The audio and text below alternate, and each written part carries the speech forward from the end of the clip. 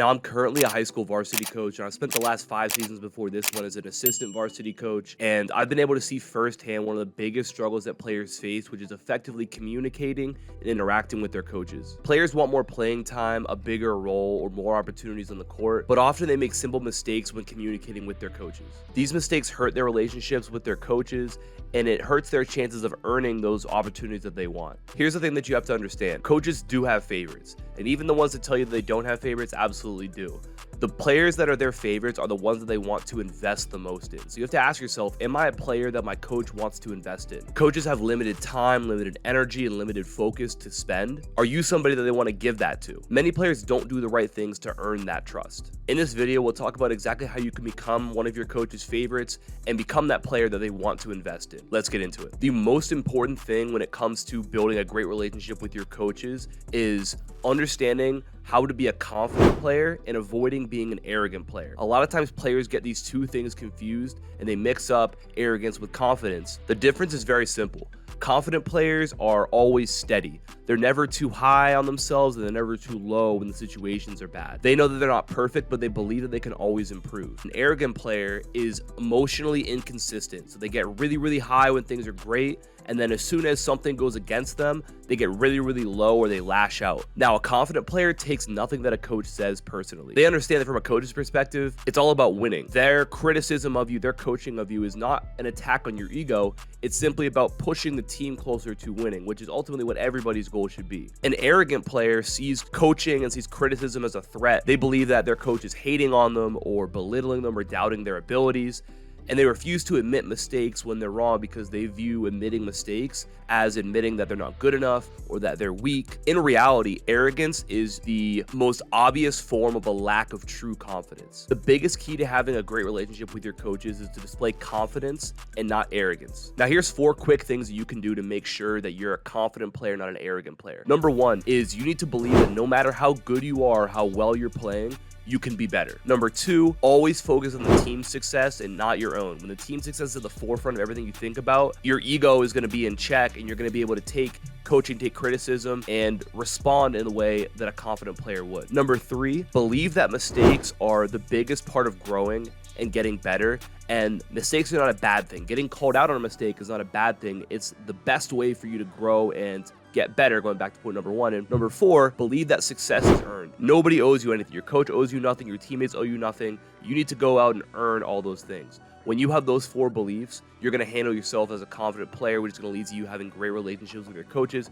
and just overall more success on the court. The second area that's really important if you want to build great relationships with your coaches is being coachable, asking questions and following through with those things. A big part of the reason why players struggle to build a good relationship with their coach is because they don't actually communicate with them. It's very one-sided where the coach says something to them and there's never any sort of dialogue or anything like that. If you want to show your coach that you're serious about improving and being the best player possible, ask questions and be coachable. Number 1, regularly ask your coach what things you need to be improving or what it's going to take for you to earn more minutes, depending on the situation that you might be in. We'll get back to that in a second here. Number 2, make sure you show that you're locked in by asking questions about the offense, maybe different offensive sets, maybe you ask about defensive adjustments, maybe you ask about the game plan, the things that you guys are going through in practice or in meetings. Make sure that you're asking questions when you have them. Not just to ask, but if you have a question or something pops into your mind, be willing to have that conversation so that your coach knows that not only are you listening to what they're saying, but you're actually processing it and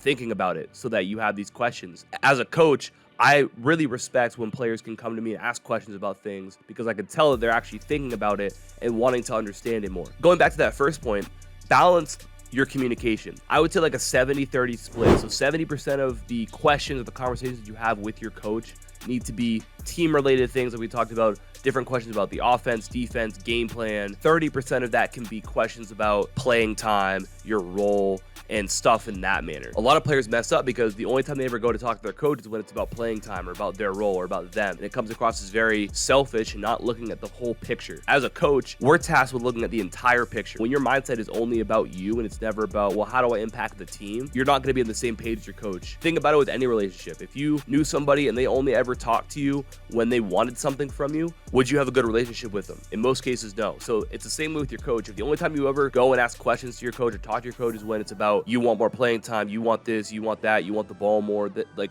if that's the only time you ever talk to your coaches, how can you expect to build a good relationship with them? Most importantly with this is that you want to follow through. So when you ask questions about how to improve, actually implement it. Periodically ask your coach about your progress. Hey, are you seeing improvement in this area? When you do this, you're going to build trust that you can follow through on something, and you're going to earn a lot of respect from your coaches because you're actually applying what they're giving you. Don't just ask questions. Don't be fake about it. If you're going to ask questions, be ready to hear what they're saying. Be ready to implement those things that they tell you. Now, when you're asking questions, you want to make sure of a couple things. First of all, speak in person, not over text. It's very easy to text your coach when you're upset about something or confused about something. Obviously, if it's like a really simple thing, that's different. But I'm saying if you're asking about playing time or your role, or you have like an in-depth question, go talk to them in person. Because even if you get an answer you don't like, they're going to respect you for coming and talking to them in person at practice or whatever. Number two is you want to make sure you avoid any sort of playing time role, any sort of emotional conversation directly after a game. That's never a good thing,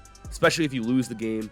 Coaches are thinking about, well, what do we need to do this? Where did we mess up? And if you come in there saying, Coach, why didn't I play more? Don't do that, right? Go talk about it the next day if you have a question about something. Again, obviously, if it's something that's not related to that, it's more of a team focus, that's completely different. But if it's related to you and your playing time and your role, don't do that after a game. Very quick way to lose respect from your coaches. Number three is you want to frame everything around the team's success. So if everything is about you, why would your coach be more inclined to go with that? For example, if you feel like you should be getting the ball more and your teammates aren't passing you the ball, how do you frame that in a way that says, hey, coach, I think I should be getting the ball more because I think that this will help the team in this way.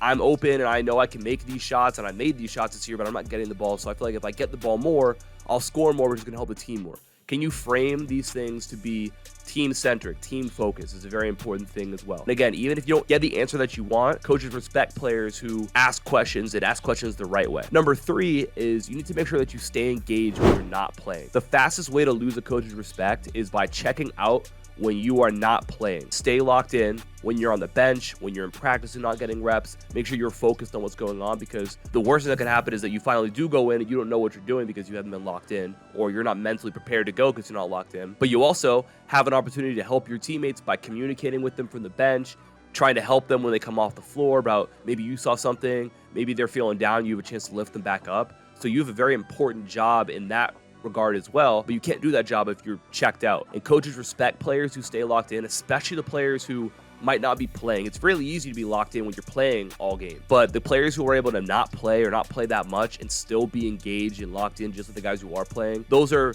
players who not only coaches respect, but your teammates will respect you more, the people in the stands will respect you more, and people will want you to succeed, including your coach. If you zone out, if you sulk, if you stop putting in effort in practice or whatever, you're only hurting yourself in the long run because you're just losing everybody's respect. Nobody respects a selfish player. So even if you're not getting minutes now, stay engaged because it's ultimately going to pay off in some way for you. At the bare minimum, you're going to gain the respect of everybody around you. And then number four, last thing, don't shoot yourself in the foot. This is stuff that like immediately is going to get you put in the coach's doghouse. Number one, show up on time. Ideally, you're going to show up a few minutes early to practice. Number two, handle your academics. Most coaches are going to assume that you're just not putting in effort unless you go and communicate and say, hey coach, I'm struggling with this class, this is what I'm looking to do to improve it here, but I'm giving my best effort, I'm turning things in on time, I'm doing my work, all this sort of stuff. Coaches will again respect that more if they understand that it's a true struggle for you and not just you being lazy and not doing what you're supposed to do. Number three is be proactive about fixing problems. So instead of sitting around waiting to be told something, a coach is going to take account of everything that you do and determine whether or not you have the trust level with them for them to invest into you. And if you apply these things consistently, you're going to quickly become a player that your coach wants to invest in. This is a super important area of being a successful basketball player that a lot of people don't think about or talk about. We talk about a lot more stuff in this realm inside of Basketball IQ Academy, which is our full Basketball IQ course, but it also comes with an emotional intelligence course, learning how to communicate better with your teammates, with your coaches, learning how to handle adversity and deal with stress in a more effective way, learning how to manage all the little things that derail so many basketball players in a super effective way. That's a full program that's included inside of Basketball IQ Academy. Along with that, we also have our full confidence program as well that's going to teach you how to build elite level confidence as a basketball player. And there's so much more included inside of Basketball IQ Academy. That's going to be linked down below. Highly recommend you check it out if you're interested. I appreciate you for watching. Talk soon. Peace.